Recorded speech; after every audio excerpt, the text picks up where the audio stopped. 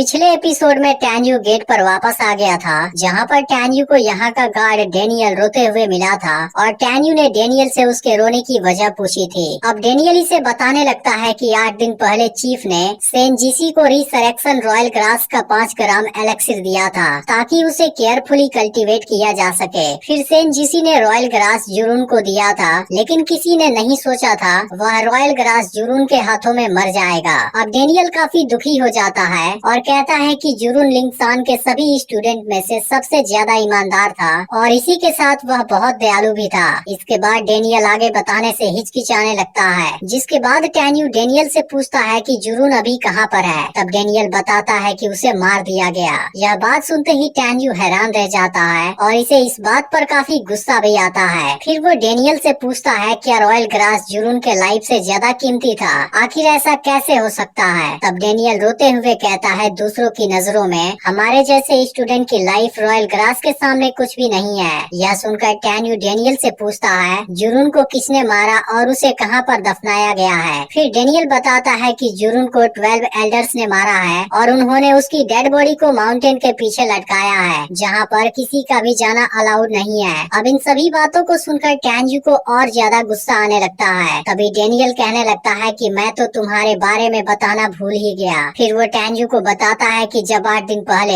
तुम यहाँ से चले गए थे, उसके केवल 4 घंटों बाद जीक्वान की भी माउंटेन में मौत हो गई थी और उसने मरने से पहले खून से लिखा था कि टैन्यू ने ही मुझे मारा है। फिर डेनियल टैन्यू से कहता है क्या सच में तुमने ही उसको मारा, लेकिन अब लुवू भी तुमको जिंदा नहीं छोड़ेगा, इसलिए अच्छा होगा कि तुम यहीं पर छुप जाओ और डेनमार्क में मत जाओ। तब टैन्यू डेनियल से कहता है कि मैंने जीक्वान को नहीं मारा, यह कोई और है जो सभी को मूर्ख बनाना चाहता है। इसके बाद डेनियल टैन्यू को बताता है कि सेंजीसी तुमसे मिलना चाहते हैं और मरने से पहले तुमको देखना चाहते हैं और हो सकता है वो तुम्हें कुछ बताना चाहते हो। तब टैन्यू डेनियल से कहता है कि तुम दुखी मत हो, मैं सेंजीसी को कुछ नहीं होने दूंगा, मरना तो दूर की बात है। तभी फान के साथ वाली लड़की रोते हुए यहाँ पर हेल्प मांगने आती है और डेनियल से कहने लगती है तुम जल्दी से टैन्यू को खोजो। यह देखते ही टैन्यू कहता है कि मैं ही टैन्यू हूँ, आखिर हुआ क्या है। तब लड़की सबसे पहले टैन्यू की आइडेंटिटी वेरीफाई करने के लिए उसका टोकन देखती है। फिर कहती है कि तुम जल्दी करो, मैं मेंगई की फ्रेंड हूँ और कुछ घंटों पहले ही सेकेंड एल्डर के स्टूडेंट ने हमें घेर लिया था, जहाँ से मैं बहुत मुश्किल से भागी हूँ और तुमसे हेल्प मांगने आई हूँ, लेकिन वो लोग मेंगई को लेकर चले गए हैं। यह सुनते ही टैन्यू कहने लगता है वो लोग मेंगई को कहाँ पर ले गए, मुझे तुम तुरंत वहाँ पर ले चलो। तब लड़की कहती है कि वो लोग माउंटेन से 500 माइल की दूरी पर होंगे, लेकिन फिर भी मुझे पूरी तरह से इस बारे में नहीं पता।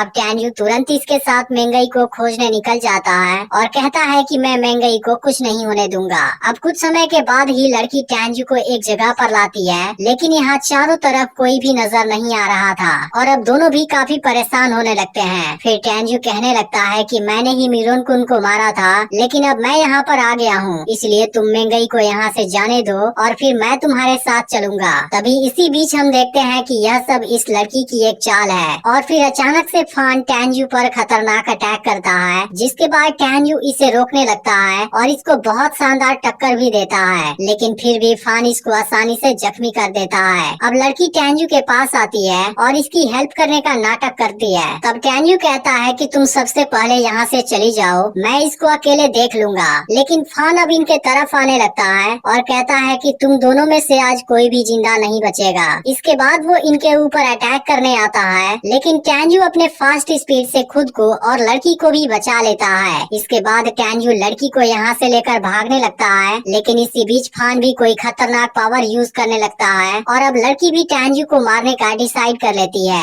फिर वो अचानक से यहीं रुक जाती है और टैन्यू से कहती है कि मैं तुम्हारी मदद करूंगी। फिर वो अपनी तलवार का यूज करती है और एकदम अचानक से टैन्यू के आर पार कर देती है। अब टैन्यू इसे नहीं झेल पाता और वहीं पर नीचे गिर जाता है। इसके बाद फान टैन्यू को हवा में उछाल देता है और अब लड़की फान के साथ मिलकर टैन्यू पर अटैक कर देती है, जिसमें टैन्यू बुरी तरह जख्मी हो जाता है। फिर टैन्यू इन पर स्पीड बोट से अटैक करने की कोशिश करता है, लेकिन बोट जाकर माउंटेन से टकरा जाती है, जहां अब टैन्यू भी लटका होता है। इसके बाद लड़की फान से कहती है कि टैन्यू मेरे तलवार से बुरी तरह जख्मी हो गया है और अब उसके पॉइजन से उसका जिंदा बच पाना नामुमकिन है। इसके बाद लड़की और फान यहाँ से चले जाते हैं, जिसके बाद टैन्यू भी अपने स्पीड बोट पर गेट के पास आ जाता है। अब डेनियल इसको ऐसी हालत में देखते ही काफी परेशान हो जाता है और पूछने लगता है यह सब कैसे हो गया। फिर टैन्यू कहता है कि डेनियल तुम्हें जल्दी करना होगा, मुझे धोखे से यम गार्डन के पीछे भेजा गया था, इसलिए मैं अब इन्वेस्टिगेट करना चाहता हूँ। लेकिन टैन्यू अगले ही पल बेहोश हो जाता है और यह देखते ही डेनियल अपने बाकी साथियों को यहाँ पर बुलाने लगता है, जिसके बाद एपिसोड यहीं पर एंड हो जाता है। अब इसका अगला एपिसोड मंडे को रिलीज होगा, लेकिन अगर आपने पिछला पार्ट मिस कर दिया हो तब लेफ्ट वाली वीडियो जरूर देख लेना।